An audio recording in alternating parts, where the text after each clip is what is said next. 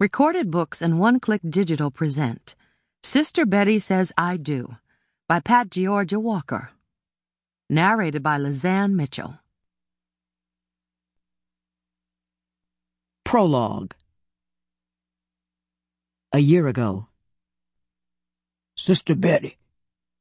Trustee Freddie Noel whispered, his bony, hairless chest pushing in and out. Adding to what was apparently a moment of uncertainty, he swallowed hard, nearly tripping as a leg hit the edge of the ottoman. Feeling somewhat embarrassed from the near fall, he bit his bottom lip before announcing, I need to say something. He fumbled around inside the pocket of his suit jacket and retrieved a small box tied with a blue silk ribbon. You know I ain't the most romantic being on the planet. Freddie quickly lowered his eyes. His shoulders slumped as he took a deep breath, while at the same time raising his free hand and pulling at a small sprig of silver hair that resembled a mohawk in training. It was a nervous habit formed 25 years ago when he turned 45.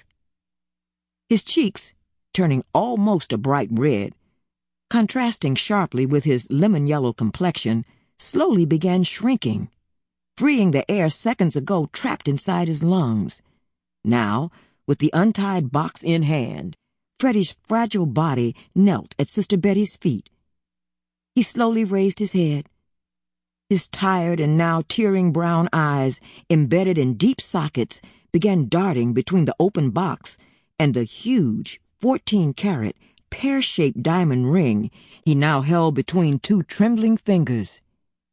Betty, Sarah, Beckton, would you pretty please marry me?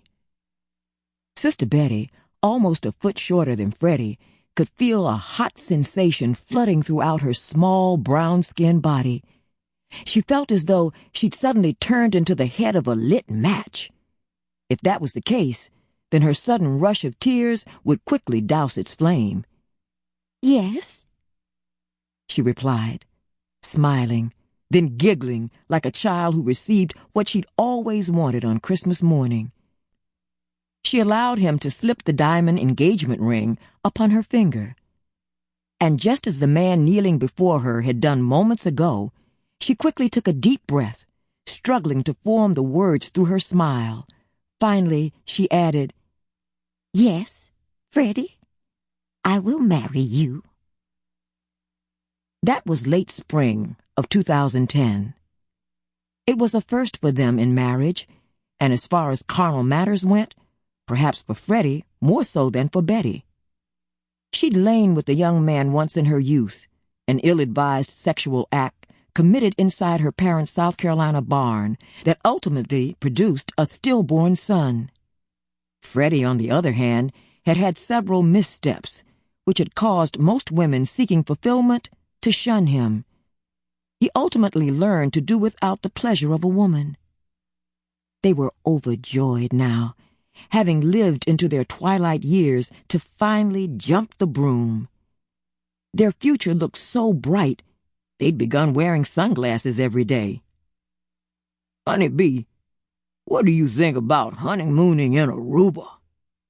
He'd not bothered to tell her that it was a place he'd always dreamt about going. He could have gone more than a year ago when he won over $100 million from South Carolina's Mega Millions lottery.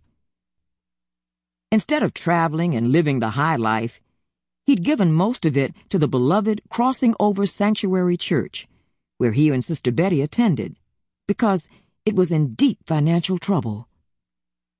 He didn't wait for her answer before laying out upon her living room coffee table several brochures detailing cruises and land vacations in the Caribbean. Just take your pick, he told her. Anywhere you want to go. And if none of these tickle your fancy, we can visit a travel agent and see what else there is. On that beautiful sunny day when all things seemed possible, the date was set and the wedding planning was about to go into full swing. Of course, old Satan wasn't on the guest list, but decided he'd send a gift or two. Sample complete. Ready to continue?